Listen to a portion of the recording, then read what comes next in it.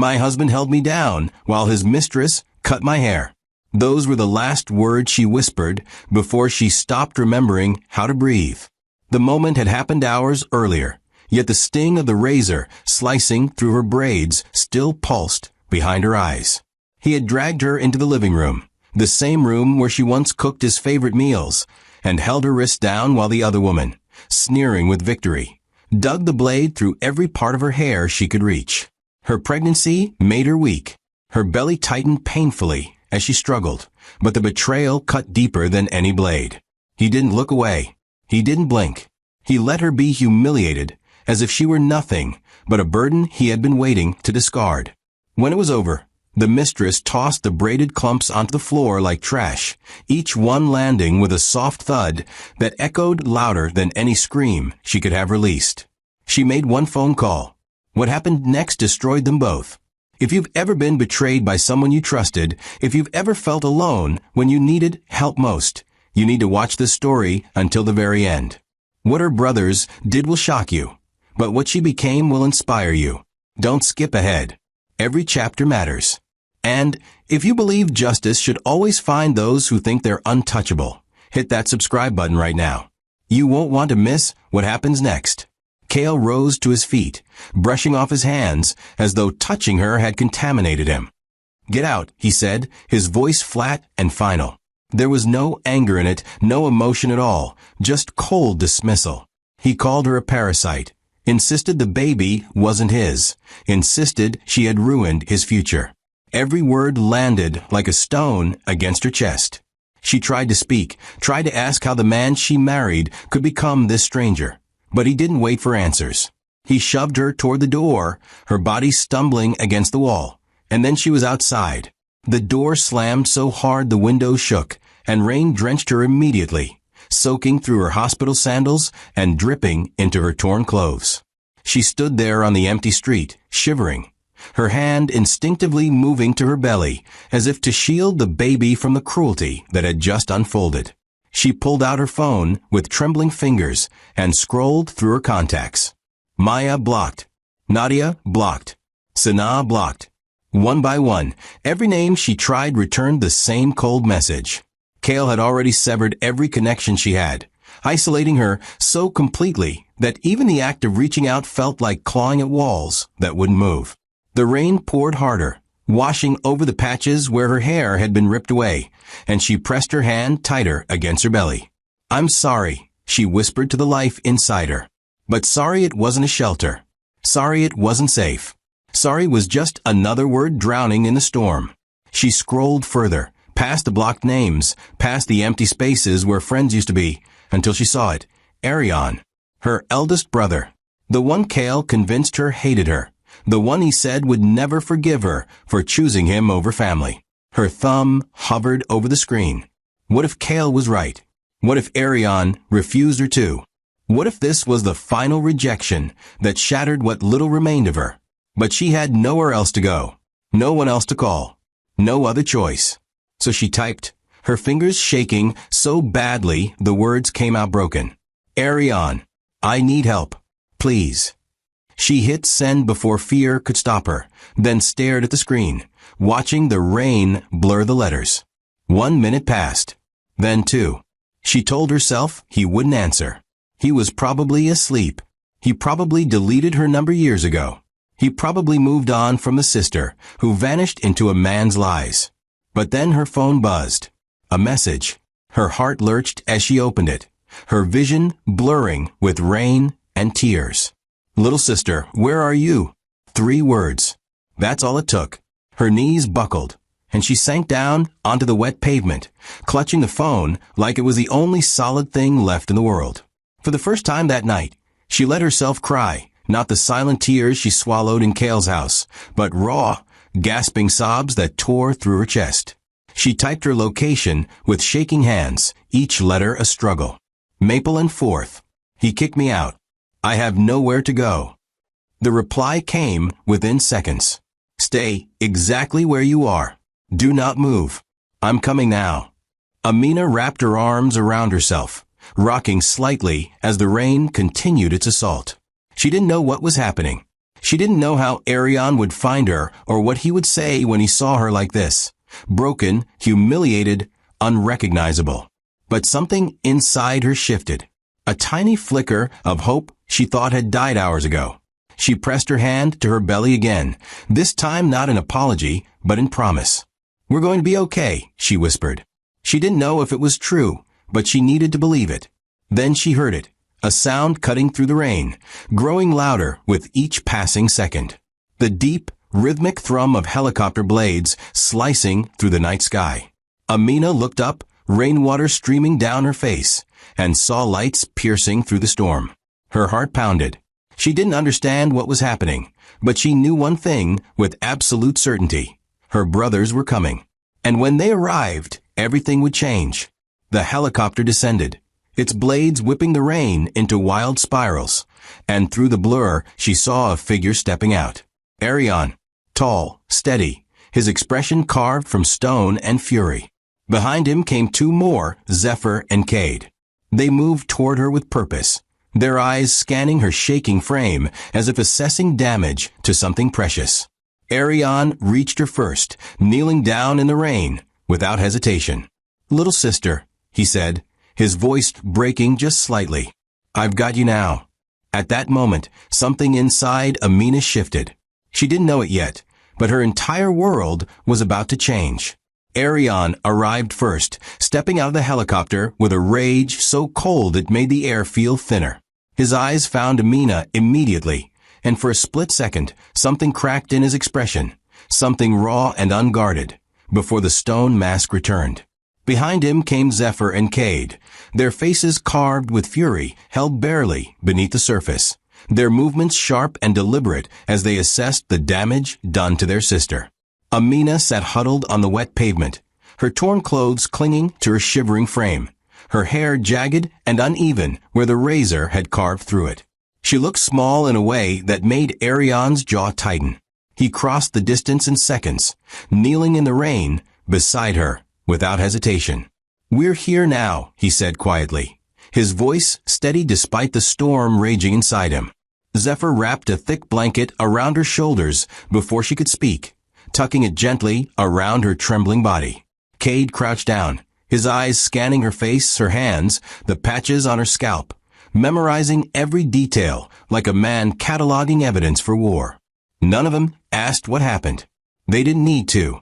The truth was written across her in bruises, exhaustion, and fear. "Can you stand?" Zephyr asked softly, extending his hand. Amina nodded, though her legs wobbled as she tried to rise. Arion steadied her with one arm while Cade supported her other side, and together they guided her toward the helicopter. The blades roared above them, drowning out the rain, drowning out the world. Amina had just escaped. She glanced back once at the empty street, half expecting Cale to appear, to shout after her, to drag her back into the nightmare. But there was nothing, just rain and darkness, and the fading silhouette of a life she no longer belonged to. As they lifted her into the aircraft, she felt the weight of the night pressing down on her chest, threatening to crush whatever strength she had left. But Zephyr's hand closed over hers, firm, steady, certain. "You're safe now," he said, and the certainty in his voice cracked open the first tear she had shed since they arrived. Inside the helicopter, the world became muffled. The roar of the blades surrounded them, but inside the cabin, there was only stillness. Amina sat wrapped in blankets, staring at her reflection in the window. She didn't recognize the woman looking back. Her hair was butchered, her eyes hollow, her spirit so fractured she wasn't sure how to piece it together again.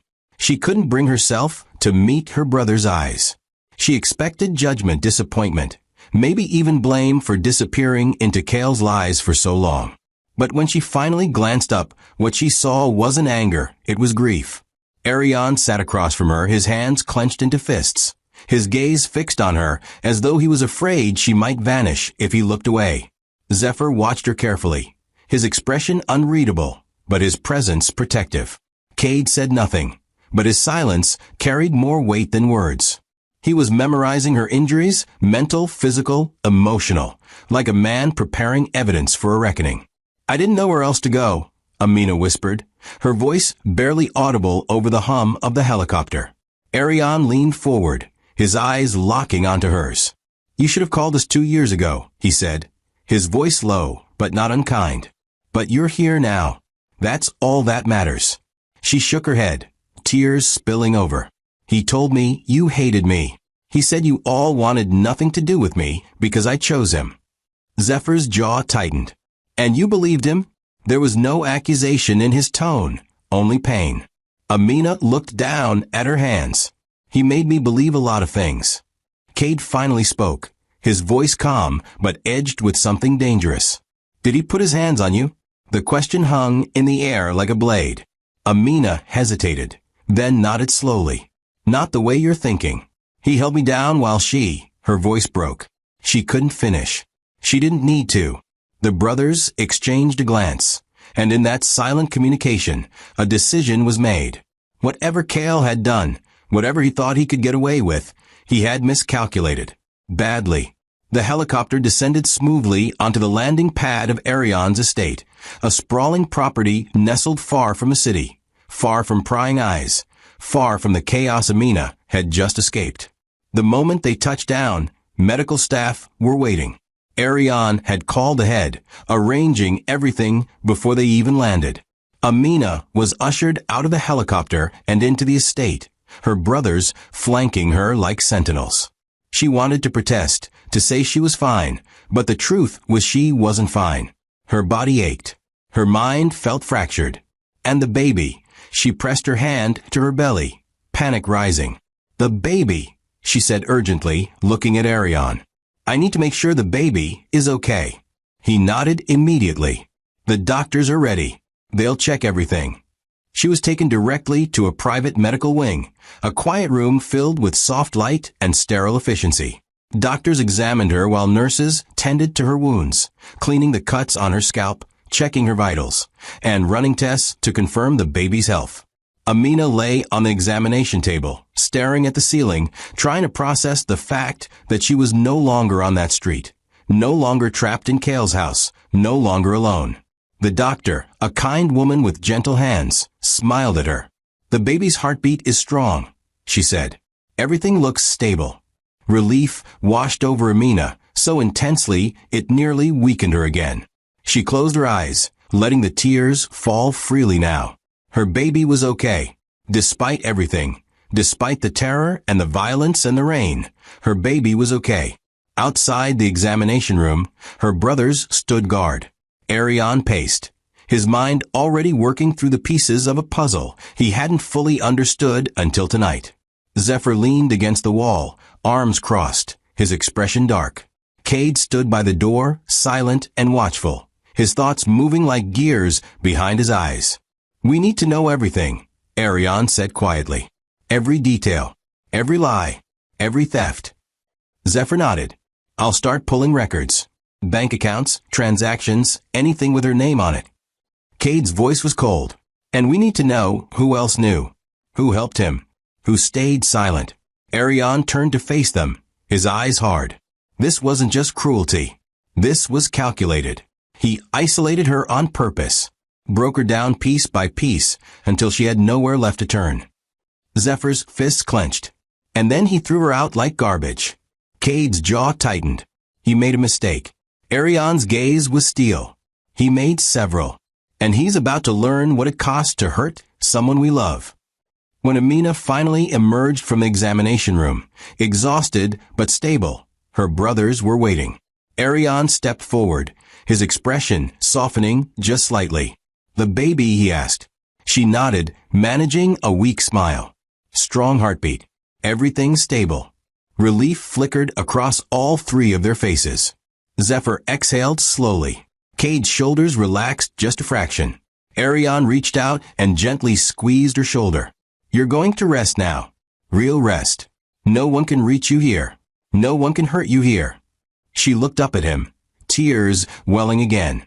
"I don't know how to thank you." He shook his head. "You don't need to thank us, Amina. You're our sister. We should have found you sooner." She was taken to a guest suite, a room filled with soft light and quiet comfort. A nurse helped her into clean clothes, brushed what remained of her hair gently, and brought her warm tea. Amina sat on the edge of the bed, staring out the window at the estate grounds bathed in moonlight. For the first time in what felt like years, she wasn't afraid. She wasn't waiting for the next insult, the next betrayal.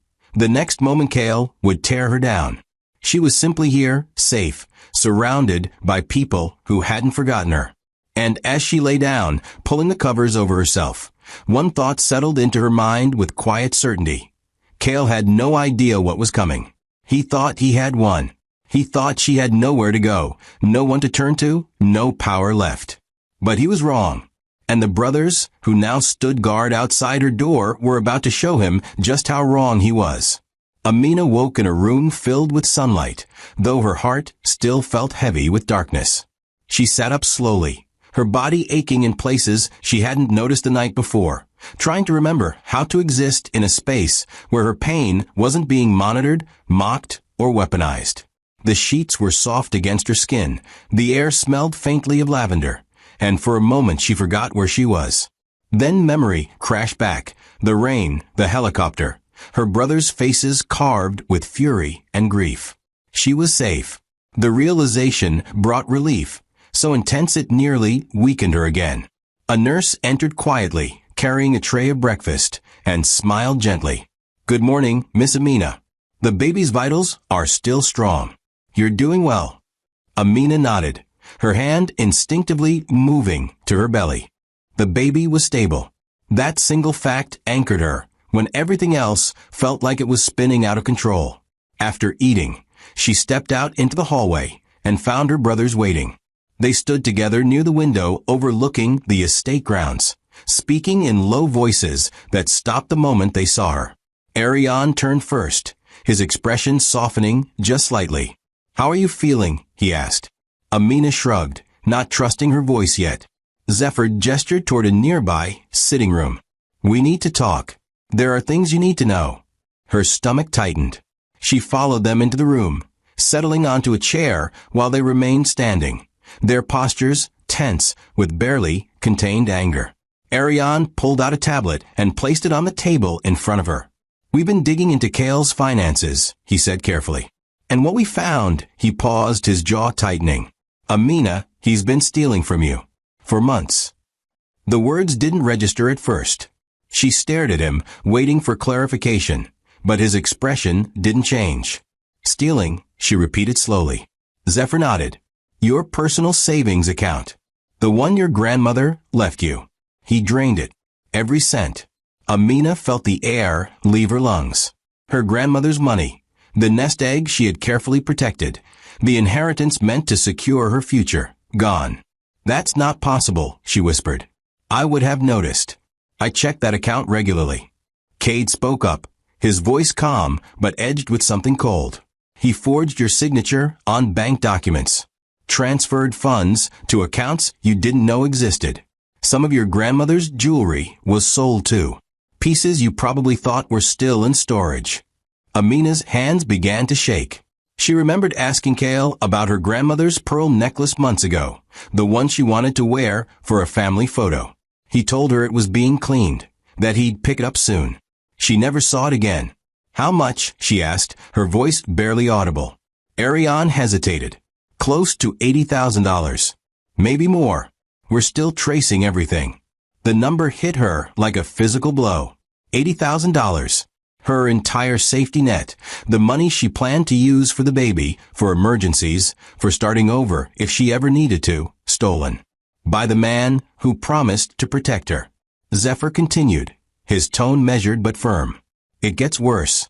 He funneled large sums into Leora's projects. Fashion campaigns, business ventures, things he claimed were investments. He used your money to fund her dreams while telling you there wasn't enough for yours." Amina felt bile rise in her throat. Every time she asked Cale about starting her own business, he told her they couldn't afford it. Every time she mentioned going back to school, he said money was tight. Meanwhile, he was draining her accounts to elevate the woman who would eventually humiliate her with a razor. "Did he plan this from the beginning?" she asked, her voice cracking. Cade's expression darkened. We found messages between Kale and a friend. They go back almost a year.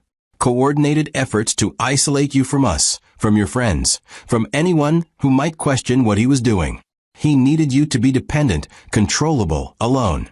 Amina closed her eyes, trying to process the depth of the betrayal. It wasn't just cruelty. It wasn't just manipulation. It was systematic destruction, executed with precision and patience. She had loved him, trusted him, built a life with him, and he had been dismantling her piece by piece, waiting for the moment she would have nothing left. Why, she whispered. Why would he do this? Ariane knelt down in front of her, his eyes meeting hers. Because people like Kale don't see love as partnership. They see it as ownership. And when you stopped being useful, when the baby made things complicated, he decided to discard you. Zephyr's voice was tight with anger. He thought you had no one, no family, no resources, no way to fight back.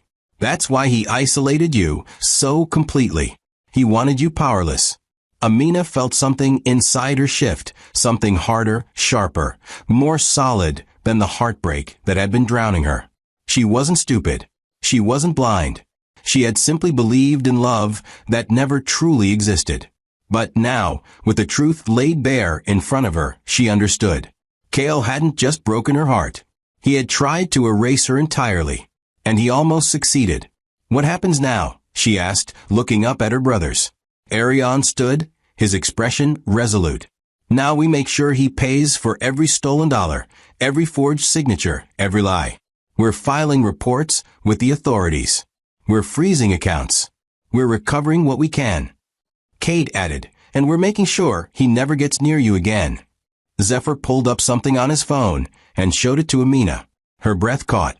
It was a photo posted online, Kale and Leora, smiling at a restaurant.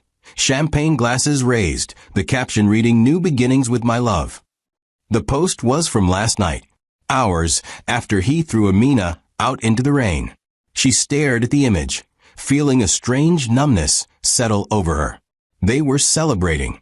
While she sat on a cold street, broken and bleeding, they were toasting their future. Leora wore a necklace Amina recognized, her grandmother's pearls. The ones Kale said were being cleaned. Zephyr's voice was quiet but fierce. They think they won. They think you're gone, forgotten, erased. They have no idea what's coming. Amina looked at the photo for a long moment, then handed the phone back. Good, she said softly. Let them celebrate.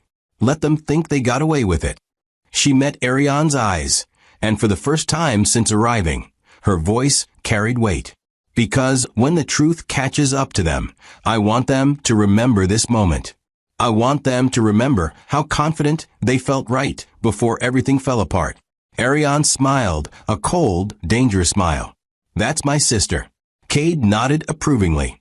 Zephyr crossed his arms, satisfaction flickering across his face. The room fell silent for a moment, the weight of what was coming settling over them like a storm gathering strength. Amina stood slowly, her legs steadier than they had been the night before. She walked to the window and looked out at the estate grounds, the sunlight spilling over manicured gardens and distant trees. Somewhere out there, Kale was living his best life, believing he had escaped consequences, believing Amina would fade into nothing. But he was wrong, and the reckoning he never saw coming was already in motion. She turned back to her brothers, her expression calm but resolute. I want to know everything. Every account he touched. Every lie he told. Every person who helped him. Ariane nodded. We'll give you every detail. She took a breath, feeling something she hadn't felt in years. Control. Not over Kale, not over the past, but over her own future. Then let's begin. And in that moment, surrounded by the brothers who refused to let her fall, Amina made a choice. She wasn't going to hide. She wasn't going to fade. She wasn't going to let Kale's cruelty define the rest of her life. She had been buried alive in someone else's lies, but the soil was shifting now, and she was rising again.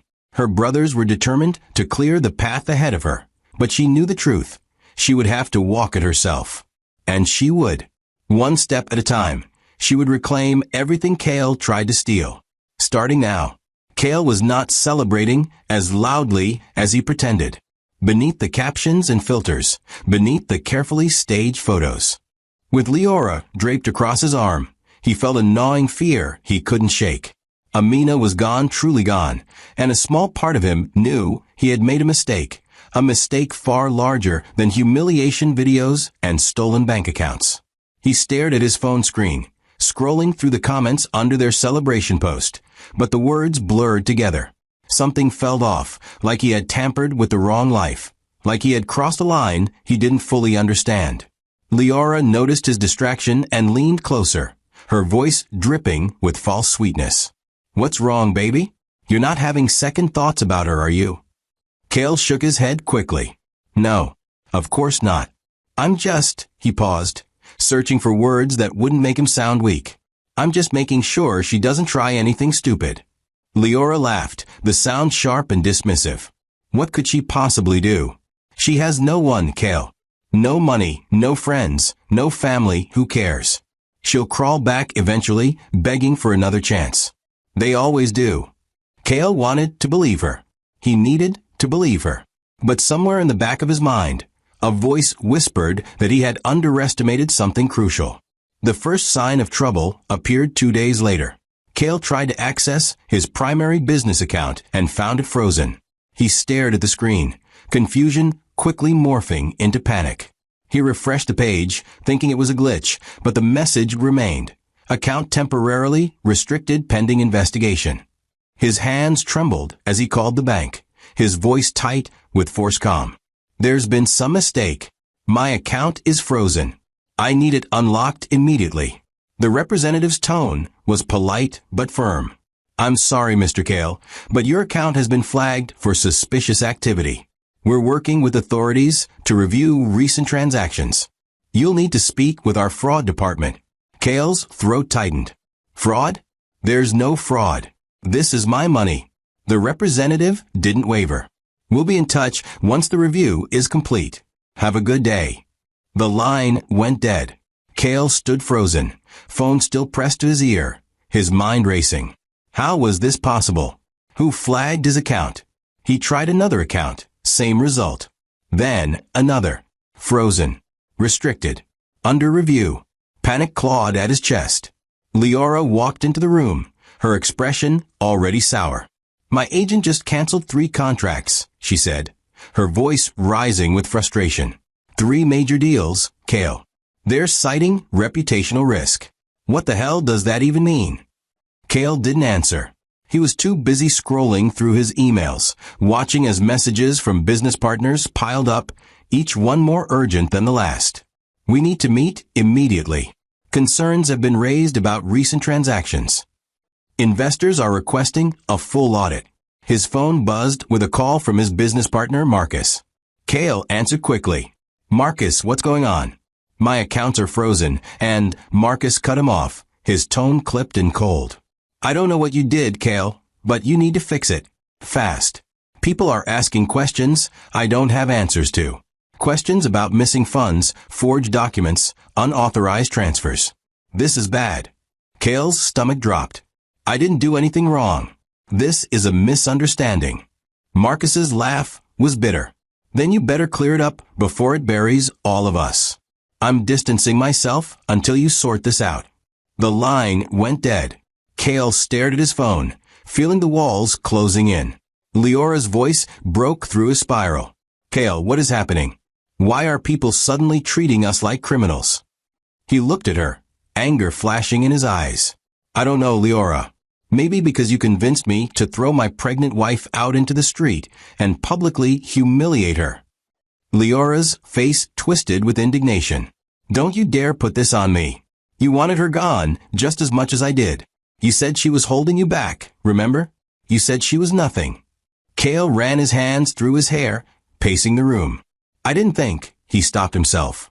He didn't think what? That there would be consequences? That someone would notice? That Amina had people who actually cared about her? Leora crossed her arms, her voice sharp. "Fix this, Kale.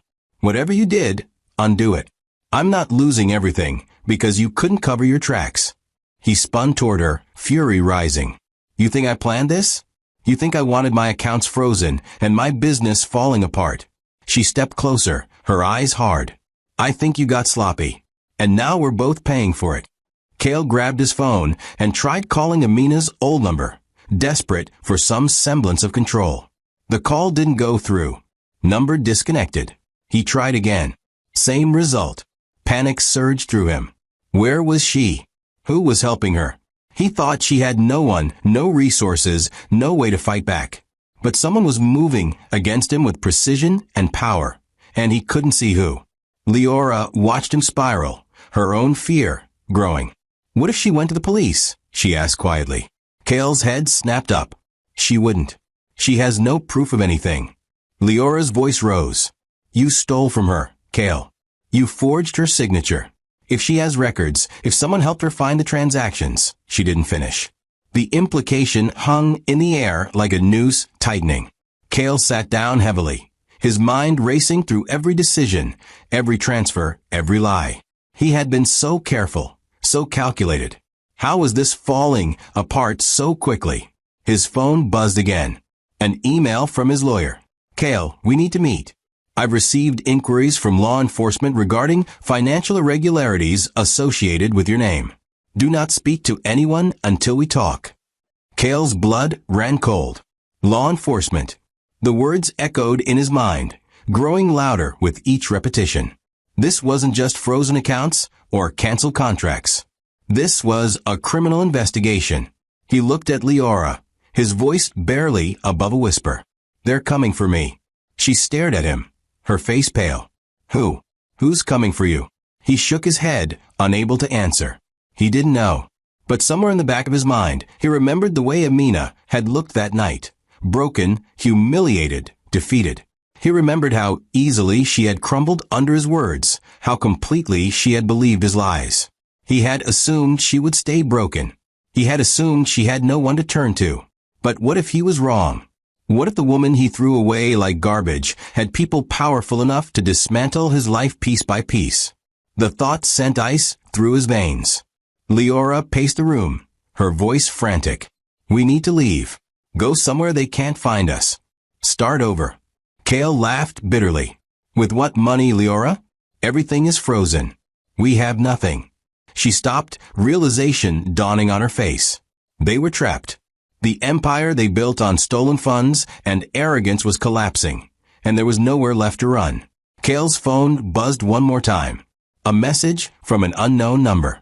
He opened it, his hands shaking. The message was simple, just 4 words. You made a mistake. No signature. No explanation. Just cold certainty. Cale stared at the screen, his heart pounding. Who sent this? How did they get his number? He wanted to respond, to demand answers, but his fingers wouldn't move. Because deep down he knew. He had made a mistake. A catastrophic, irreversible mistake. He had underestimated the woman he destroyed. He had underestimated the people who loved her. And now, as his world crumbled around him, he realized something terrifying. He had no idea who he was really fighting. Amina was gone, vanished into a life he couldn't access, protected by forces he couldn't see. And the cracks in his throne were widening into chasms he would never be able to cross. Leora's voice pulled him back.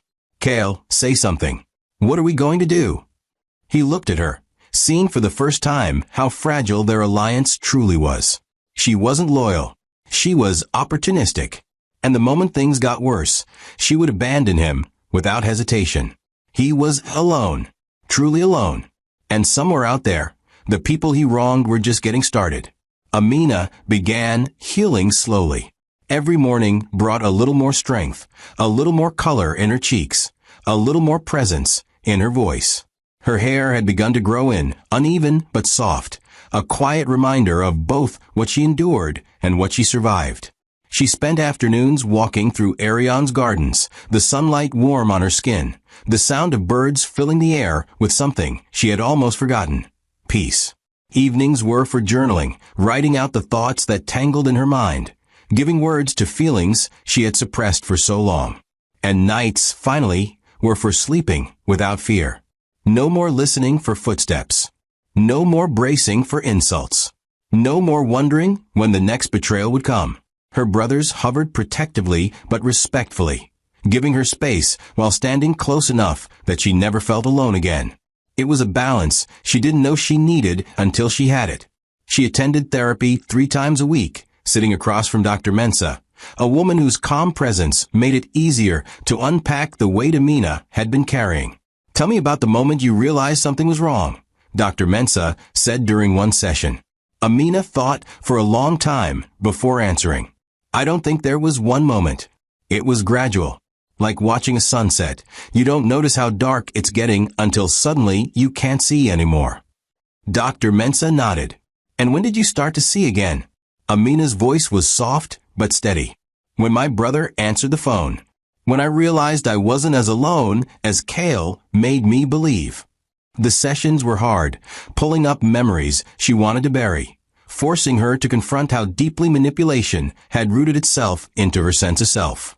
But with each conversation, each breakthrough, she felt lighter, stronger, more like the woman she used to be before Kale convinced her she was nothing. Her brothers kept her updated on the progress of their investigation, though they were careful not to overwhelm her. Ariane met with financial advisors, reviewing the reports compiled from months of digging. He sat with Amina one afternoon, spreading documents across the table.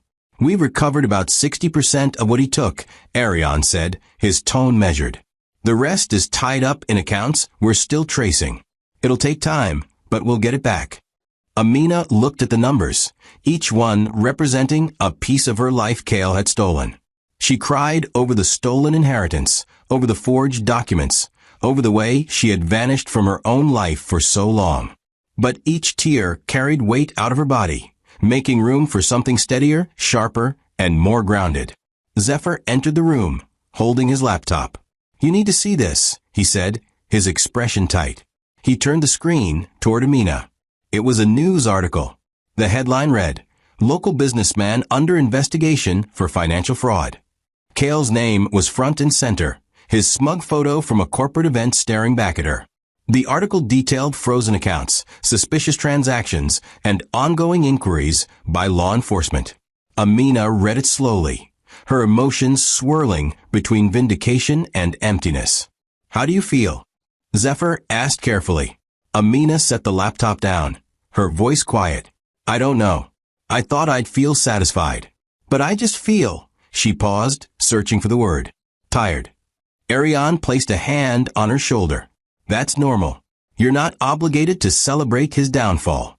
You're allowed to just focus on yourself."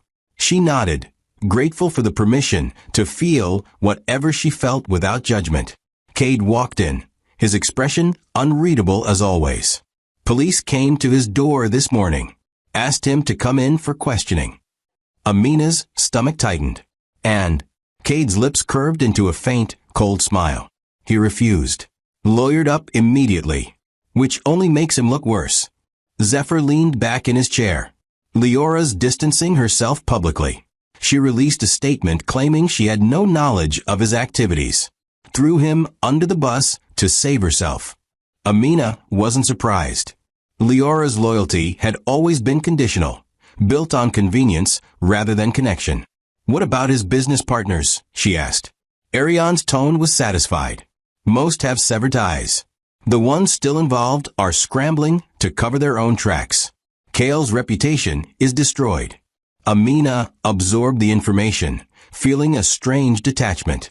This was the man who once controlled every aspect of her life, who made her feel small and worthless, who stole her money and her dignity. Now he was scrambling, desperate, facing consequences he never believed would reach him. She realized she was not simply recovering. She was rebuilding. And while Kale's world deteriorated, hers was taking shape again, stronger than before. Dr. Mensah's words echoed in her mind from an earlier session. Healing isn't about erasing what happened. It's about reclaiming who you are in spite of it. Amina understood now. She wasn't trying to go back to the woman she was before Kale. That woman was too trusting, too willing to ignore red flags, too desperate to believe love could fix everything. The woman she was becoming was wiser, more careful, more aware of her own worth. She wouldn't let anyone make her feel small again. Days turned into weeks, and Amina's routine solidified. Morning walks, therapy sessions, afternoons spent reviewing financial documents with advisors who treated her with respect, who explained every detail patiently, who gave her control over decisions that affected her future. She met with a lawyer to discuss her options regarding the baby, ensuring that legal protections were in place so Kale could never claim custody or use the child as leverage. The lawyer, a sharp woman named Ms. Okafor, reassured her. Given the documented abuse, the theft, and the ongoing investigation, you have strong grounds for full custody and a restraining order if needed.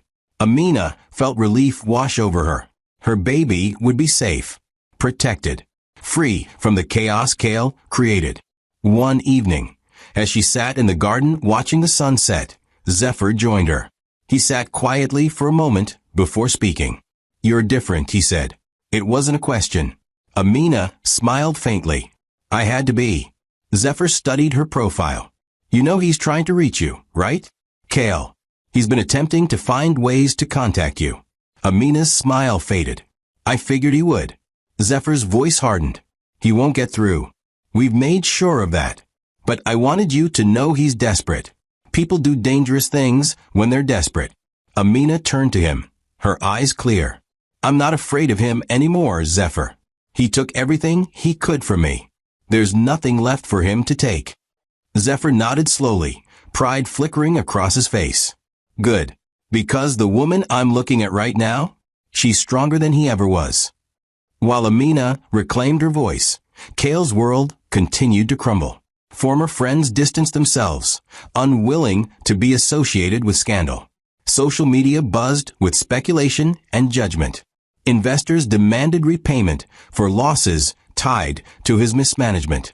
Leora, true to form, vanished from his life entirely, blocking his calls and scrubbing her social media of any trace of their relationship. Kale found himself alone in a way he never imagined possible. Not the isolation he inflicted on Amina, but the kind born from consequences he couldn't manipulate his way out of. He tried everything. Damage control statements that only made things worse. Meetings with lawyers who told him the evidence was damning. Attempts to access hidden accounts that were already frozen. Every door he tried to open slammed shut in his face. And through it all, one thought haunted him. Where was Amina? Who was protecting her? How had she become untouchable when he had worked so hard to make her powerless? Amina, however, chose not to track his downfall. She didn't need to. Her focus was on her child and the life she still intended to live. She started sketching again, something she hadn't done since before she met Kale. Simple drawings at first, flowers, landscapes, abstract patterns. But gradually, the sketches became more intentional. Designs for a small business concept she had once dismissed. Ideas for a space where women like her could find support, resources, and community. She shared the sketches with her brothers one evening over dinner. Ariane studied them carefully, then looked up at her with pride. "This is brilliant, Amina. You should do this."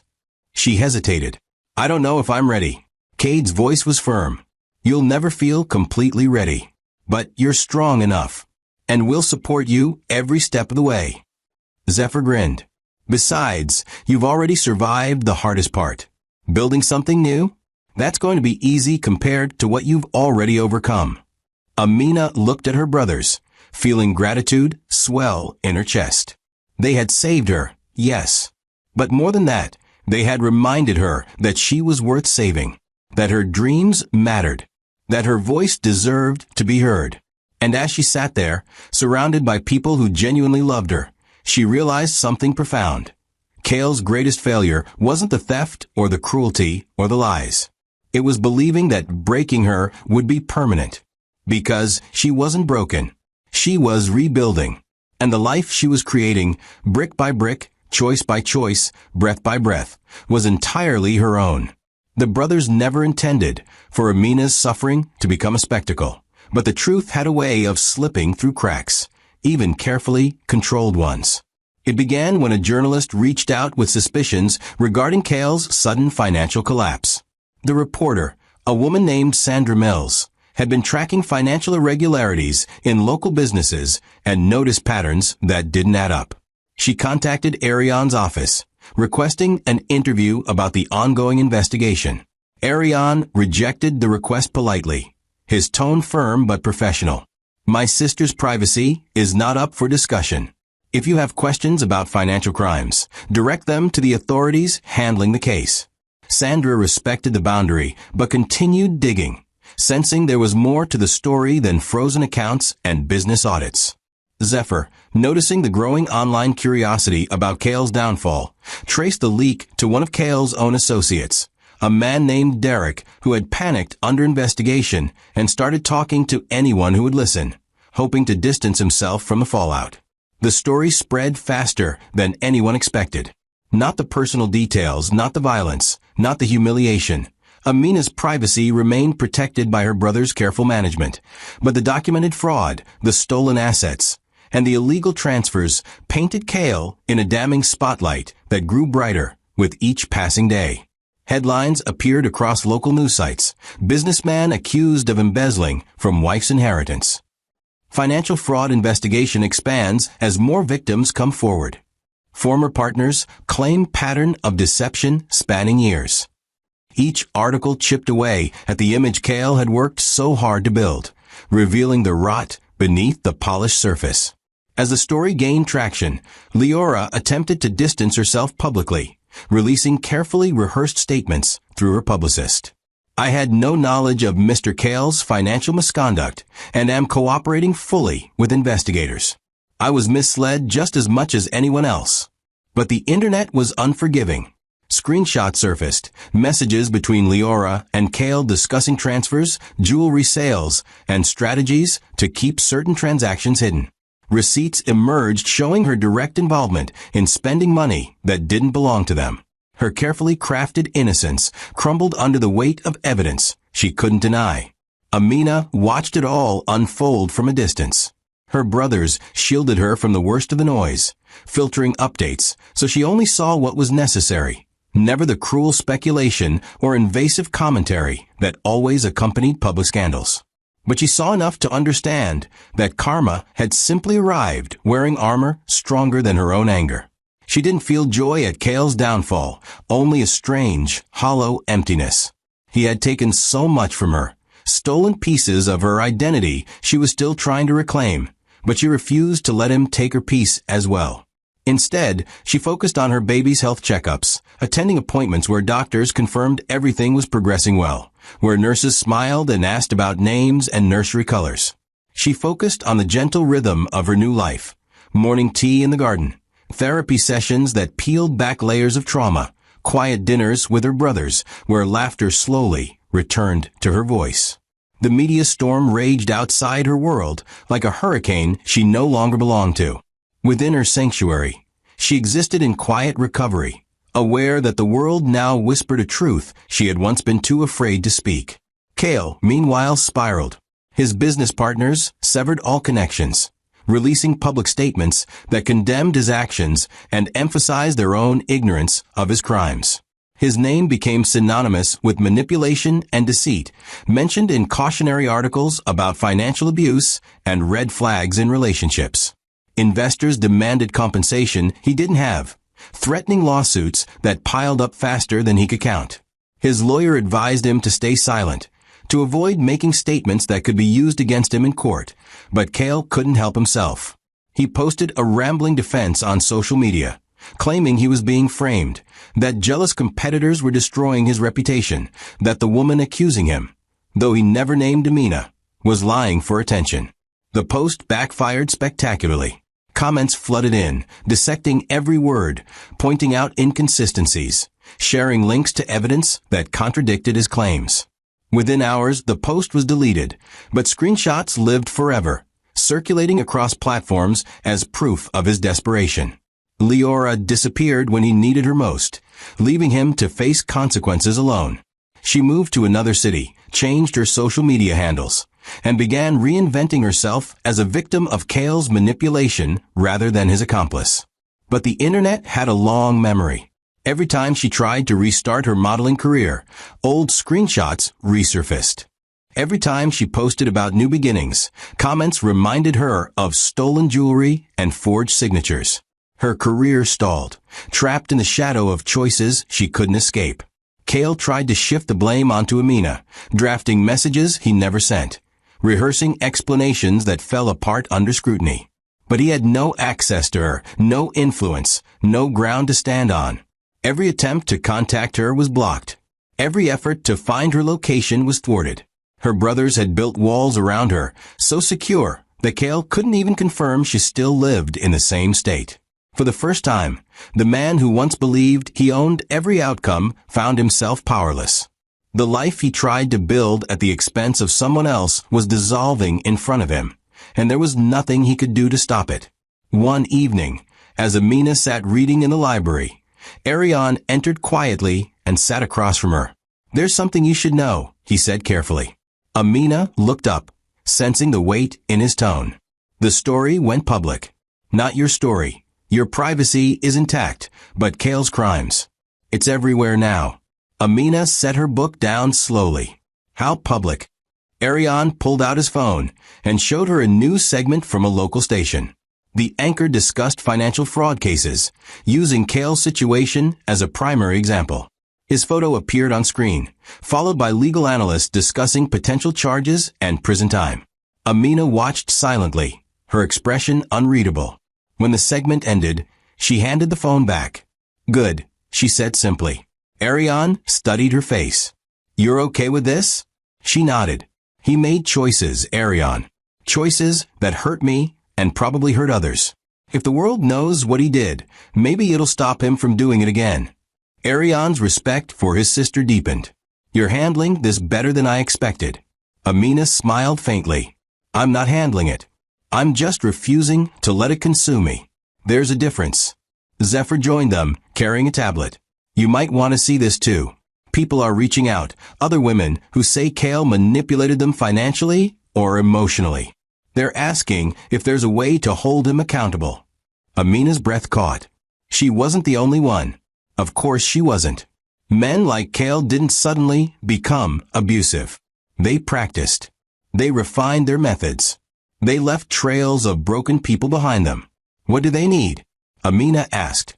Zephyr set the tablet down. "Legal advice. Support. Someone who understands what they went through." Amina looked at her brothers, then at the messages on the screen. Strangers sharing their pain, seeking validation, hoping for justice. Something shifted inside her. She had spent weeks focused on her own healing, and rightfully so. But maybe her experience could serve a larger purpose. Maybe the pain Cale inflicted could be transformed into something that helped others escape similar traps. "Connect me with them," Amina said quietly. Ariane leaned forward. "Are you sure? This could be overwhelming." She met his eyes, her voice steady. "I'm sure. If my story can help even one person recognize the signs earlier than I did, then maybe some good can come from this nightmare." Cade entered the room, his expression grim. Cale's lawyer just filed a motion claiming emotional distress and defamation. He's trying to argue that the public exposure has damaged his mental health and business prospects. Amina almost laughed at the irony. The man who destroyed her emotional well-being was now claiming victimhood, because people found out what he did. Zephyr shook his head in disgust. "The motion won't go anywhere. He has no grounds. But it shows how desperate he's getting." Ariane's voice was cold. "Let him file whatever he wants. Every motion he files creates more documentation of his behavior. He's building our case for us." Amina stood, walking to the window and looking out at the darkening sky. Somewhere out there, Cale was scrambling, grasping at straws, trying to regain control he never truly had. But he was fighting shadows now, consequences that couldn't be manipulated away. She turned back to her brothers. "I don't want to see him suffer. I just want him to stop hurting people." Cade's voice was matter-of-fact. "He will. Because after this, no one will trust him again." The truth was out, and it couldn't be buried. Cale's downfall wasn't dramatic. It was inevitable. And as Amina stood surrounded by her brothers, by the safety they provided and the future they helped her rebuild, she realized something profound. She had survived. Not just the abuse, not just the betrayal, but the aftermath. The hardest part wasn't the night he threw her out. It was the weeks that followed, when she had to decide who she would become in the wake of devastation. And she chose strength. She chose healing. She chose to let the truth speak for itself, while she focused on building a life worth living. Cale's name would fade eventually, buried under newer scandals and forgotten headlines. But Amina's story, the one she was writing now, one choice at a time, would continue long after his was over. Amina's recovery entered a new phase 3 weeks after the story broke, a turning point where healing no longer felt like a response to pain, but an active decision to reclaim her identity. She sat across from Dr. Helena Marsh, a trauma specialist her brothers had carefully selected, in a sunlit office that smelled faintly of lavender and felt nothing like the sterile clinical spaces she had imagined. "Tell me about the moment you realized you had lost yourself," Dr. Marsh said gently, her pen poised above a leather notebook. Amina's hands rested on her growing belly, fingers tracing slow circles as she searched for words that had been buried for so long. "I stopped recognizing my own reflection," she began, her voice steady but soft. Not because of the hair he let her cut, but because the woman staring back at me had learned to apologize for breathing. I became so small in his presence that I forgot I was ever meant to take up space. Dr. Marsh nodded, writing carefully. "And now, when you look at yourself now, what do you see?" Amina paused, considering the question with the seriousness it deserved. Someone learning to breathe again. Someone who survived something meant to destroy her. The therapist smiled, a genuine expression of respect that Amina felt in her chest. "That's not just survival, Amina. That's resistance." The sessions became a cornerstone of her new routine, each appointment peeling back layers of manipulation she hadn't fully understood while trapped inside it. Dr. Marsh helped her identify the patterns, how Cale had isolated her systematically, cutting off friends one by one with carefully planted seeds of doubt, how he had reframed her family's love as control, how he had positioned himself as her only safe harbor while simultaneously creating the storms she needed shelter from. "He made you believe you were the problem," Dr. Marsh explained during one session, "so you would never question why the problems only existed around him." The clarity was both liberating and infuriating. Amina realized she had spent 2 years apologizing for reactions to abuse, believing her hurt feelings were character flaws, accepting blame for situations she never created. But now, as she pieced herself back together under Dr. Marsh's guidance, she saw not a broken woman, but a resilient one who had survived a calculated campaign meant to erase her.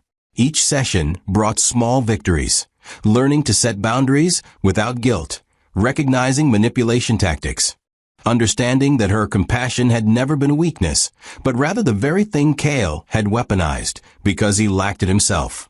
Her brothers gave her complete access to her restored accounts during a family meeting in Ariane's study, the afternoon light casting long shadows across mahogany furniture that spoke of generational wealth and protection. Zephyr spread financial documents across the desk with meticulous care, each page representing a piece of her life Cale had tried to steal. "Everything is back," he said, his voice carrying quiet satisfaction. "Your grandmother's inheritance, your personal savings, even the interest that should have accumulated. We also recovered the jewelry." Ariane opened a velvet-lined box, revealing pieces Amina thought she would never see again. Her grandmother's emerald ring, the gold bracelet passed down through 4 generations, earrings that had touched the ears of women who had fought their own battles and emerged victorious. Amina's hands trembled as she lifted the emerald ring, holding it up to the light and watching it sparkle with the same fire she remembered from childhood. "Grandmother used to tell me this ring had survived wars, migrations, and heartbreaks," she whispered, slipping it onto her finger where it fit perfectly, as if it had been waiting to come home. "She said the women in our family were forged in fire, that we didn't break under pressure. We became diamonds." Cade, who had been standing quietly by the window, turned to face her. "She was right. You proved that." Amina looked at her three brothers, these men who had moved mountains to restore what was stolen, who had wrapped her in protection without smothering her independence, who had believed her when the world tried to make her doubt herself. "Thank you," she said, the words inadequate for the depth of gratitude she felt. Ariane shook his head. "You're our sister. There's nothing to thank us for. This is what family does." That evening, Amina sat in the garden with a notebook she hadn't opened in years, one filled with half-finished poems and business ideas she had abandoned when Cale convinced her they were impractical distractions from being a good wife. She turned to a blank page and began to write, not poetry this time, but a business plan, something concrete, purposeful, something entirely hers. She had been thinking about it for days, an idea that had taken root during her conversations with the other women who reached out after Cale's crimes went public. What if she created a resource hub for women recovering from financial abuse? A place that offered legal guidance, financial literacy workshops, emotional support groups, and practical tools for rebuilding independence? She sketched out potential services, funding strategies, partnership opportunities with law firms and therapists, marketing approaches that would reach women still trapped in situations like the one she had escaped. The more she wrote, the more the vision solidified. This wasn't just about her healing anymore. This was about transforming her pain into a ladder other women could climb. When Zephyr found her hours later, still writing by lamplight with mosquitoes humming around the garden lights, he sat down beside her without interrupting. After a few minutes of comfortable silence, he finally spoke. "What are you working on?" She showed him the pages, watching his expression shift from curiosity to impressed understanding as he read. "This is brilliant, Amina. Have you thought about how you want to structure it? Nonprofit or social enterprise?" She hadn't gotten that far yet, but his question sparked new possibilities. Maybe both? A nonprofit arm for direct services and a social enterprise that generates revenue to fund it. Zephyr grinned. "Now you're thinking like an entrepreneur. Let's talk to Ariane about setting up meetings with lawyers and accountants. If you're serious about this, we can help you build something sustainable." Have you ever noticed how the worst moments of your life can become the foundation for your greatest purpose? Amina was discovering that truth in real time, watching her suffering transform into something that could prevent others from enduring the same. She spent the following weeks immersed in research, reaching out to organizations already working in this space, learning from their successes and failures, identifying gaps her platform could fill. She interviewed women who had escaped financial abuse, listening to their stories with the empathy of someone who intimately understood their fear, shame, and eventual triumph. Each conversation reinforced her resolve. One woman, Maria, had been trapped for 15 years before finally leaving with nothing but her children and the clothes on their backs. "I didn't even know how to open a bank account in my own name," Maria confessed during their video call. "He had controlled everything for so long that I felt like a child trying to navigate an adult world. I needed someone to hold my hand through every step, to tell me I wasn't stupid for not knowing things he had deliberately kept from me." Amina took notes, understanding exactly what Maria meant. "What would have helped you most in those early days?" she asked. Maria didn't hesitate. "A roadmap. Someone who had been there to tell me, do this first, then this, then this. And a community of women who wouldn't judge me for staying as long as I did." Amina added those elements to her plan, a step-by-step guide for leaving, a judgment-free community forum, mentorship pairing survivors further along in their healing with those just beginning. While Amina built her future, fragments of Cale's continuing downfall reached her despite her brother's attempts to filter the noise. His remaining assets were seized to cover restitution payments to Amina and other creditors. His business license was revoked pending criminal investigation. Former friends gave interviews distancing themselves, claiming they had always suspected something was wrong, but hadn't wanted to interfere. The collective abandonment was absolute and merciless. Leora's attempted reinvention failed spectacularly when a former colleague exposed text messages showing she had bragged about taking everything that weak woman had in reference to Amina. The screenshots went viral, destroying any remaining sympathy she might have garnered. She deleted all social media and disappeared from public view entirely, her modeling career permanently destroyed by her own cruelty coming to light. Amina heard these updates with decreasing interest, her investment in their suffering diminishing with each day she spent building something meaningful. She didn't need to watch them fall. She didn't need confessions or apologies. She simply needed them to be irrelevant to her future, which they increasingly were. One morning, as Amina reviewed financial projections for her organization with Cade, her phone buzzed with an email from Dr. Marsh containing a quote, "The opposite of trauma isn't the absence of pain, it's the presence of purpose." Amina read it twice, feeling the truth settle into her bones.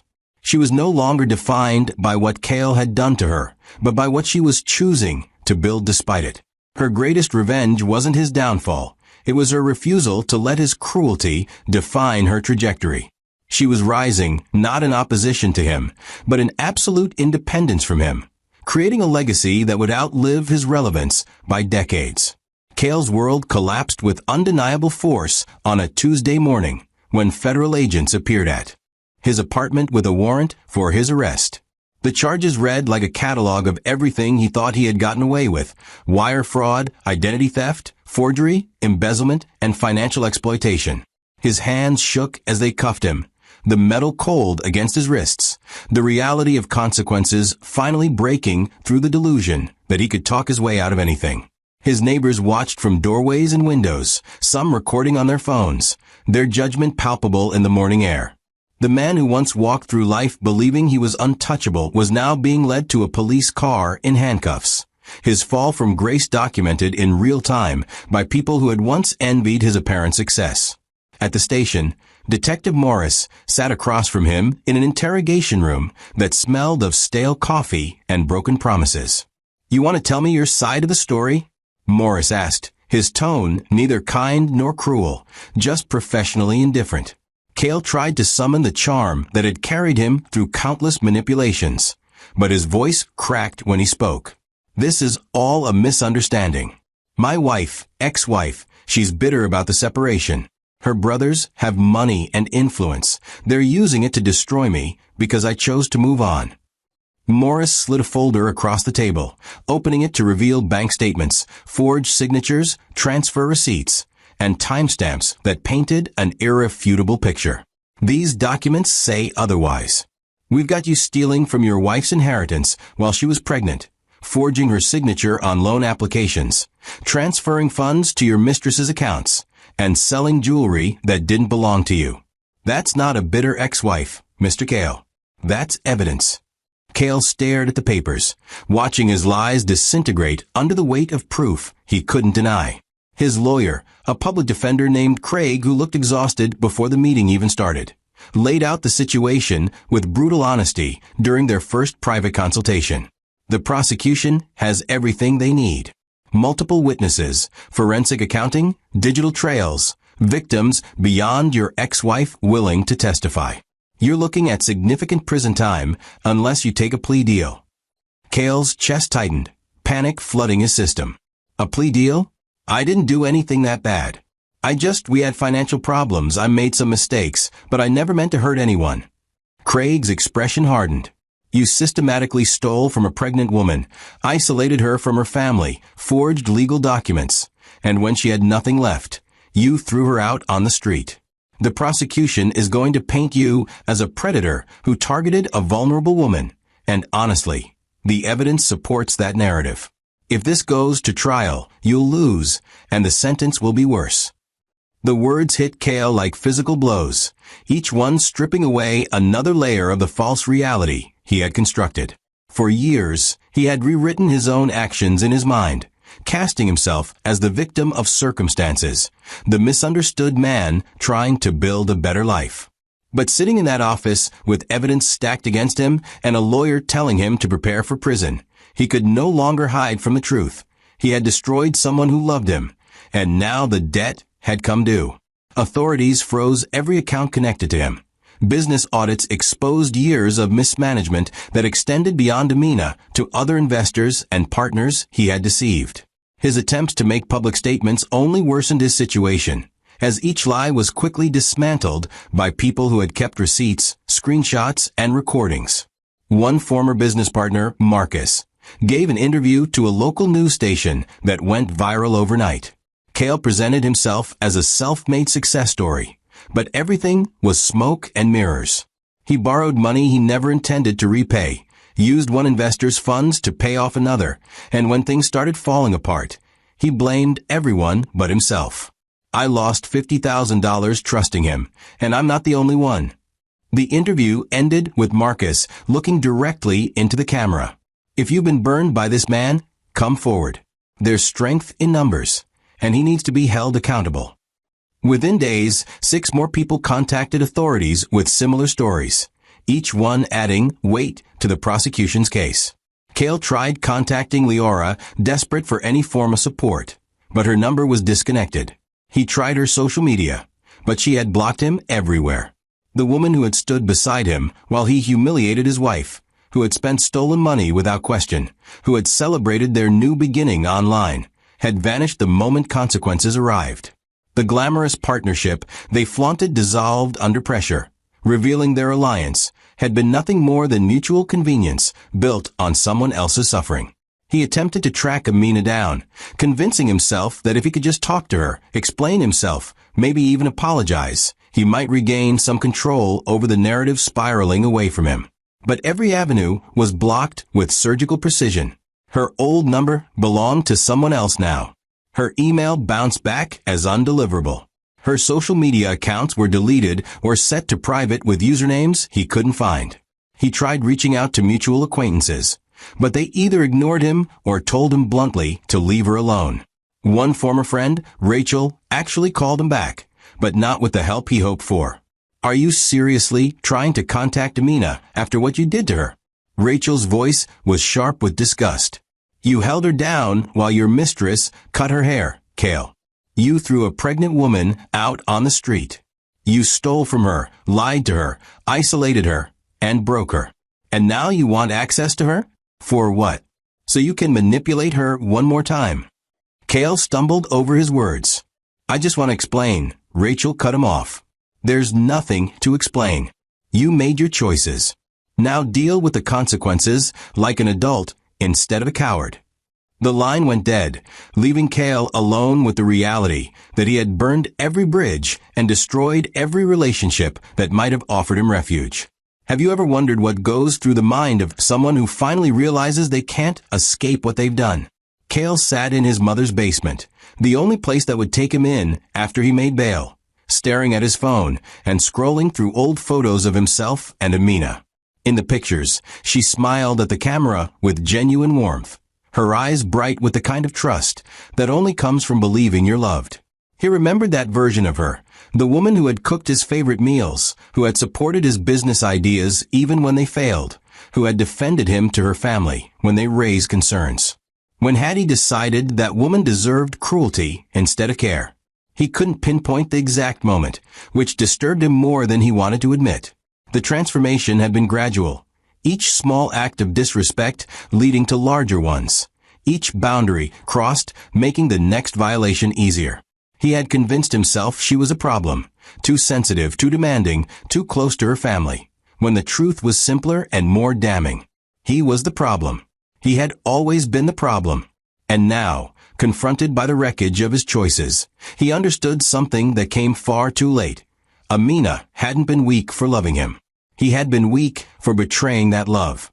Cale underestimated the power of the brothers, who now stood between him and his former victim. Ariane had connections in legal circles that ensured every document was filed correctly, every deadline met, every loophole closed. Zephyr had financial expertise that tracked every stolen cent and calculated restitution down to the penny. Cade had investigative skills that uncovered patterns of behavior spanning years, connecting Cale's treatment of Amina to a history of manipulation that predated their relationship. Together, they built a case so airtight that Cale's lawyer advised him to take the plea deal or face decades in prison. Every lie Cale had told was cataloged, every threat documented, every stolen dollar traced back to accounts bearing his fingerprints. For the first time in his life, He felt the weight of being outmatched, outpowered, and outmaneuvered by people who understood that justice wasn't about revenge. It was about ensuring he could never do this to anyone else. Amina heard of Kale's arrest through Ariane, who delivered the news while she was sketching logo designs for her organization in the sunroom. They arrested him this morning. He'll likely take a plea deal within the month. Amina set down her pencil and looked out at the garden, where flowers bloomed in defiant color. How do you feel about that? Ariane asked carefully. She considered the question with the same thoughtfulness she brought to everything now. I feel nothing. Not relief, not satisfaction, just nothing. He's not my problem anymore. He's the legal system's problem. Ariane studied his sister, impressed by her clarity. You've come a long way. She smiled faintly. I had good guides. The conversation ended there, and Amina returned to her designs, her focus already back on building rather than dwelling. Kale's arrest was simply a footnote in a chapter she had already closed. Amina requested a meeting on the first day of her 8th month of pregnancy, gathering her brothers and Dr. Marsh in Ariane's study to discuss something she had been processing for weeks. The room felt sacred in its quiet, afternoon light streaming through tall windows and casting geometric patterns across Persian rugs that had witnessed generations of family decisions. She sat in a leather chair that still felt too big for her frame, her hands resting protectively on her belly where the baby kicked with increasing frequency, as if reminding her that 2 lives depended on the choices she made now. I need to talk about closure, she began, her voice steady despite the weight of what she was about to say. Not revenge, not confrontation, just resolution on my terms. Ariane leaned forward, his expression immediately protective. What kind of resolution? Amina met his eyes without flinching. I want to forgive him. The words landed in the room like stones dropped into still water, sending ripples of surprise across her brothers' faces. Zephyr spoke first, his tone careful but confused. Forgive Kale? After everything he did to you? She nodded slowly, knowing this would be the hardest part to explain. Not for his sake, for mine. I've been carrying this weight, anger, betrayal, humiliation, and it's exhausting. Every time I think about what he did, I feel chains wrapping tighter around my chest. Forgiveness isn't about saying what he did was okay. It's about refusing to let him keep hurting me from a distance. Dr. Marsh, who had been listening quietly, spoke with professional insight. Amina and I have been working through this for several sessions. She understands that forgiveness doesn't mean reconciliation or forgetting. It means releasing the emotional debt she's been trying to collect from someone who can never pay it.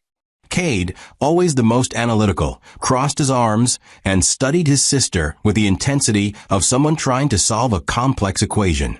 So what does this forgiveness actually look like? Because if you're thinking about contact with him, I need you to understand how dangerous that could be. Amina shook her head firmly. No contact. That's not what I want. I'm filing all necessary legal papers to finalize the separation once the baby arrives, and I'm requesting permanent no-contact measures. He'll have no parental rights, no visitation, no avenue to reach me or my child. The forgiveness is internal, something I do in my own heart so I can move forward without dragging his shadow behind me. She paused, gathering her thoughts before continuing. I've realized something important through therapy. Kale didn't just steal money and jewelry from me. He stole my ability to trust my own judgment.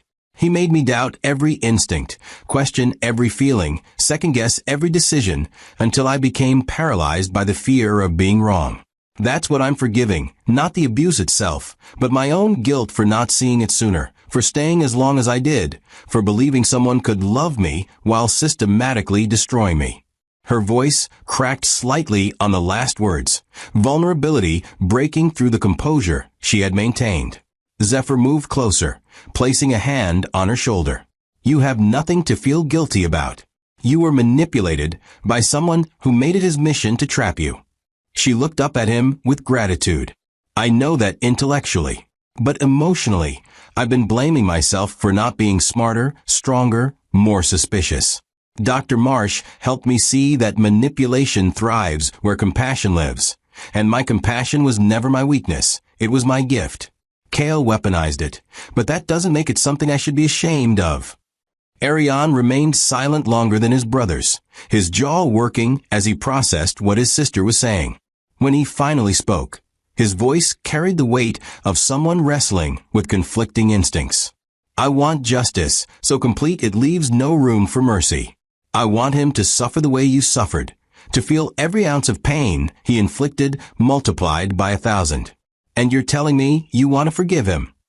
Amina met his intensity with calm certainty. I'm telling you that your version of justice won't heal me. The legal system is handling accountability. He's facing charges. He's losing everything. He'll likely go to prison. That's enough. What I need now isn't more punishment for him. It's freedom for me. And I can't be free if I'm still emotionally tethered to hating him. The truth in her words cut through Ariane's resistance, like light through darkness. He exhaled slowly, the tension in his shoulders easing slightly as he began to understand that her decision wasn't softness, but rather a form of strength he hadn't considered. "This is really what you need?" he asked quietly. She nodded. "It is. I need to close this chapter completely, and I can't do that if I'm still waiting for him to feel remorse he's incapable of feeling or hoping for an apology that will never come. I'm choosing peace over justice, and I need you to respect that choice even if you don't agree with it. Have you ever had to choose between the satisfaction of revenge and the serenity of letting go?" Dr. Marsh spoke into the thoughtful silence that followed. What Amina is doing requires more courage than seeking revenge. Revenge is easy. It's a natural response to harm. But choosing to release someone from the debt they owe you, especially when they've taken so much, that's a level of emotional maturity most people never reach. She's not saying Kale deserves forgiveness. She's saying she deserves freedom from the burden of carrying unforgiveness. Cade nodded slowly, beginning to see the wisdom in his sister's approach. So this forgiveness, it's not about him at all. It's entirely about you. Amina smiled for the first time since the conversation began. Exactly. He doesn't get access to this decision. He doesn't get to know about it, benefit from it, or use it to absolve himself. This is something I'm doing in the privacy of my own healing, and it stays there. Zephyr asked the practical question that needed answering. What about the legal proceedings? The restraining order, the custody situation, the restitution payments? She had already thought through every detail. All of that proceeds exactly as planned. Forgiveness doesn't mean I trust him or allow him back into my life in any capacity. It just means I'm not going to spend my energy hating him.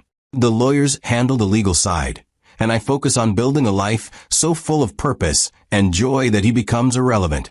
The meeting ended with Amina's brothers agreeing to support her decision, though Ariane made her promise one thing. If you ever change your mind, if you ever need us to pursue additional legal action or increase security measures, you tell us immediately. Your forgiveness is yours to give, but our protection is ours to provide. And that doesn't stop just because you found peace. She agreed without hesitation, understanding that their need to protect her was as much about their own healing as hers. In the days that followed, Amina worked with her legal team to file all necessary documents. The separation papers were comprehensive, outlining no contact provisions, termination of parental rights pending Kale's criminal conviction, and structured restitution payments that would continue regardless of his incarceration. Her lawyer, Patricia Chun, reviewed every clause with meticulous attention. "This is one of the most airtight separation agreements I've drafted," Patricia said with professional satisfaction. "He'll have no grounds to contest any of it, especially given the criminal charges and evidence of abuse. You're protecting yourself and your child in every possible way." Amina signed the documents with a steady hand, each signature representing another door closing on a past that no longer had power over her future. That evening, she sat alone in the garden where she had spent so many hours processing her trauma and imagining her recovery. The sky turned purple and orange with sunset, birds settling into trees for the night, the world transitioning from day to darkness with a kind of natural grace she was learning to embody in her own life. She thought about Cale in whatever cell or courtroom he now occupied, wondered briefly if he understood yet what he had lost, then released even that curiosity into the fading light. Forgiveness, she realized, wasn't a single moment, but a practice, a daily choice to redirect her thoughts away from past harm and toward future possibility. Some days would be easier than others, but the decision itself was made, and with it came a lightness she hadn't felt in years. She placed her hands on her belly and spoke to the child who would never know the man who helped create her, but would grow up surrounded by the kind of love Amina once thought she had, but now understood she was only beginning to discover. "You're going to grow up in a world where you're protected, valued, and free," she whispered. "And I'm going to make sure you never settle for anything less than you deserve." The baby kicked in response, a flutter of life that felt like agreement, like promise, like the future announcing itself with gentle insistence. Amina stood, brushing grass from her dress, and walked back toward the house where her brothers waited with dinner and conversation and the kind of normalcy she was rebuilding one moment at a time. She had survived the worst someone could do to her, and now she was choosing the best way to move forward, unshackled, unburdened, and unbroken. Months later, Amina stood by the floor-to-ceiling windows of her new home, one she had chosen herself after weeks of searching for a space that felt like freedom rather than shelter, and whispered to her newborn daughter that the world was full of second chances. The baby, whom she had named Zara after her grandmother, slept peacefully against her chest. Tiny fingers curled around the fabric of Amina's shirt with a kind of trust that both terrified and inspired her. Sunlight poured through the windows, warming the hardwood floors she had picked out, illuminating walls she had painted in soft colors that made her feel calm rather than caged. This house belonged to her completely, purchased with her restored inheritance, designed according to her preferences, filled with furniture she selected without anyone questioning her choices or making her feel small for having opinions. In the living room, her brothers assembled a bookshelf with a kind of focused concentration that made her smile, their quiet conversation punctuated by the occasional curse when pieces didn't fit together as expected. "Ariane, you're holding the wrong panel," Zephyr said with barely contained amusement. Ariane looked down at the instruction manual with exaggerated confusion. "These diagrams make no sense. Who designed this torture device?" Cade laughed, taking the manual from his older brother. "It's Swedish furniture, not rocket science. Let me handle this before you break something." Watching them work together, bickering with the ease of men who had spent a lifetime navigating each other's personalities, Amina felt gratitude so deep it ached in her chest. These men had saved her when she couldn't save herself, had believed her when the world tried to make her doubt her own reality, had stood between her and destruction without ever making her feel like a burden. Zara stirred in her arms, making the soft sounds newborns make when they're transitioning between sleep and waking, and Amina adjusted her position to sway gently, the motion instinctive and already familiar despite only 3 weeks of motherhood. She looked down at her daughter's face, studying features that somehow combined strength and delicacy, and made a silent promise that this child would never know the kind of love that required her to shrink, apologize, or disappear. "She's beautiful," a voice said from the doorway, and Amina turned to see Dr. Marsh standing there with a gift bag decorated with elephants and stars. "I hope you don't mind me stopping by. I wanted to see how you're adjusting to motherhood." Amina smiled warmly, gesturing for her therapist to come in. "I'm adjusting better than I expected. Exhausted, but in a good way. The kind of tiredness that comes from creating life instead of surviving trauma." Dr. Marsh set the gift bag on the coffee table and sat down, her professional demeanor softening into genuine affection. "That's a profound distinction. You've come so far from the woman I met 6 months ago." Amina thought back to that first session, to the version of herself who could barely speak without apologizing, who flinched at sudden movements, who believed she deserved everything that had happened to her. "I barely recognize that person anymore," she admitted. "Sometimes I wonder if I would have found this strength without going through something so terrible. And then I realize that's the wrong question. The better question is, Now that I have this strength, what am I going to do with it? The answer to that question had taken shape faster than anyone anticipated. Amina's organization, which she named Reclaim Foundation, launched quietly 2 months after Zara's birth with a website, a hotline, and partnerships with 3 law firms willing to provide pro bono services to women escaping financial abuse. The response was immediate and overwhelming. Within the first week, 47 women reached out seeking help, each one carrying a story that echoed elements of Amina's own experience. Stolen money, forged documents, systematic isolation, and the soul-crushing realization that someone they loved had been methodically destroying them. Amina couldn't personally respond to every request, but she built a team of volunteers, many of them survivors themselves, who understood that healing required both practical support and emotional validation. Maria, the woman who had been trapped for 15 years, became the volunteer coordinator, her organizational skills and deep empathy making her perfect for connecting women with the specific resources they needed. Together, they created workshops on financial literacy, legal rights, and recognizing manipulation tactics before they became inescapable traps.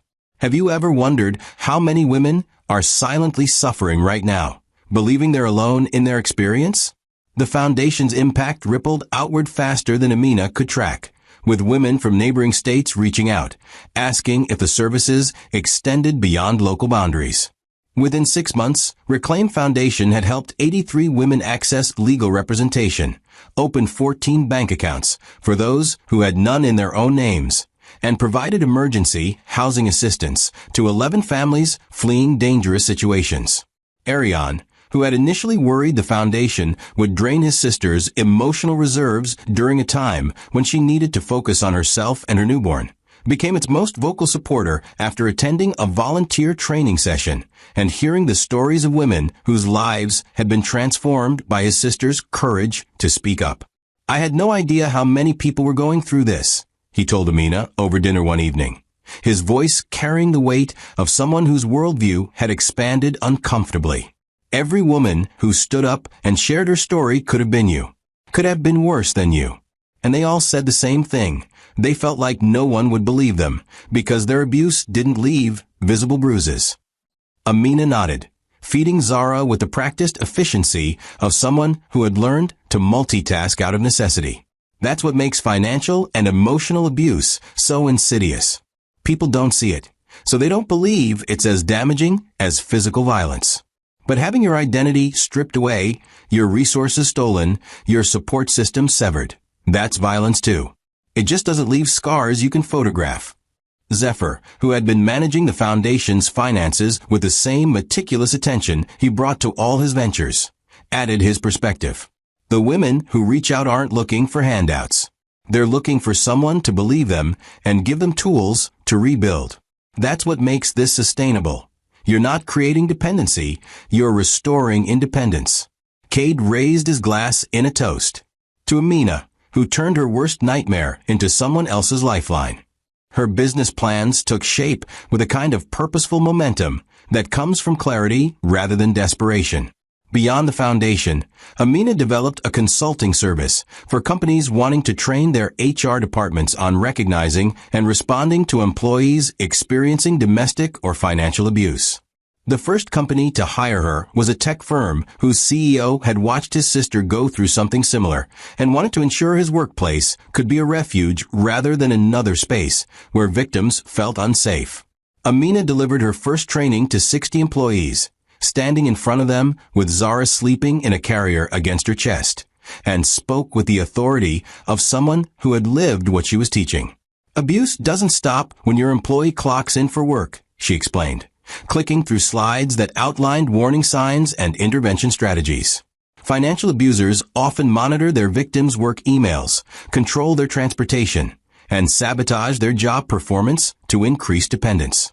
As employers, you have the power to notice these patterns and connect people with resources that could save their lives. The presentation ended with a standing ovation and requests for follow-up sessions, validation that her experience had value beyond her own healing. It had become a bridge helping others cross from danger to safety. Word of her work spread through networks she didn't know existed, reaching journalists who wanted to profile her story, podcasters who invited her for interviews, and conferences that requested her as a keynote speaker. She declined most of the attention, protective of her privacy and Zara's safety, but accepted select opportunities that aligned with her mission. One magazine interview, conducted in her home with careful agreements about what could and couldn't be photographed, captured her philosophy perfectly. "I don't want to be defined by what happened to me," she told the interviewer, a woman named Claire who had approached the story with unusual sensitivity. "I want to be defined by what I did after. Anyone can survive trauma. Not everyone chooses to transform it into purpose. That transformation is where the real power lies." The article titled "Rising After Ruin: One Woman's Journey from Victim to Visionary" featured a photo of Amina in her garden, Zara on her hip, surrounded by flowers she had planted herself, a visual metaphor for growth emerging from scorched earth. Kale faded into obscurity as legal consequences wrapped around him with the finality of a closing door. He accepted a plea deal that sentenced him to 8 years in prison with the possibility of parole after 5, though the financial restitution orders would follow him far beyond his release. His name occasionally appeared in cautionary articles about financial predators, usually accompanied by the same unflattering mugshot that captured him at his lowest moment. Amina never spoke his name again, not because she was afraid of triggering painful memories, but because he had simply become irrelevant to the narrative she was writing. She had spent enough time in his shadow. The rest of her life would be lived in sunlight she created herself.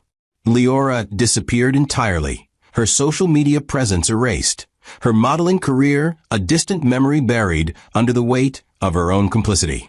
Sometimes Amina wondered if Leora ever regretted standing in that living room with scissors, cutting away someone else's dignity for momentary power. Then she would remember that some people were incapable of regret, and she would release even that curiosity, choosing instead to focus on women who wanted to change rather than those who refused to acknowledge they needed to. As Amina sat rocking Zara to sleep one evening, her brothers, having finally finished assembling all the furniture and departed with promises to return for Sunday dinner, she reflected on the journey that had brought her here. 6 months ago, she had been a woman with nothing. No money, no home, no hair, no hope. Now she owned a house, ran a foundation, had a daughter, and most importantly, possessed an unshakable certainty about her own worth that no one could ever take from her again. She looked around the room she had created, at the bookshelves filled with stories of women who had overcome impossible odds, at the photos of her brothers and grandmother, at the basement where Zara would sleep surrounded by safety and love. This was more than recovery. This was a renaissance. She had not regained her old life.